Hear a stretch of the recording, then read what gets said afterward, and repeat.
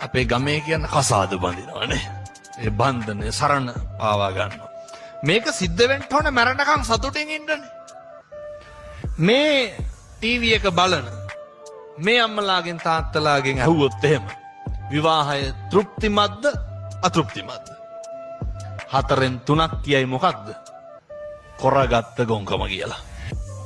මේක තමයි මේ මුළු ලංකාවෙම මේක මේ සංස්කෘතිමය ගැටලුව.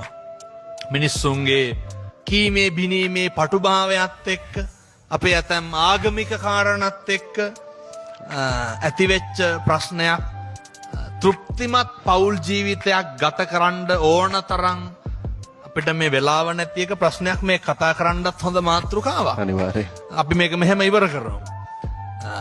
විවාහය කියන ජීවිතය දූදරුවෝ හදාගෙන බොහොම තෘප්තිමත්ම ගෙවන්න පුළුවන් රාමුවක් නැති මේකට නීතියක් නැති මේ ගෙදර ඇතුලේ තමන්ගේ ලෝකේ තමන්ට ඕන විදිහට ගොඩනගා ගන්න පුළුවන් කොට විවාහ වෙන්න ඕන කවුද?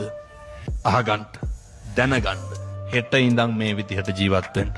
අනේක අගය කරන්න බැරි නම් අනේකගේ හොඳ කියන්න බැරි නම් අනේක ඉවසන්න බැරි නම් අනේකට ඇහුම්කන් දෙන්න බැරි නම් හැකියාවක් නැත්තම් විවාහ වෙන්න එපා.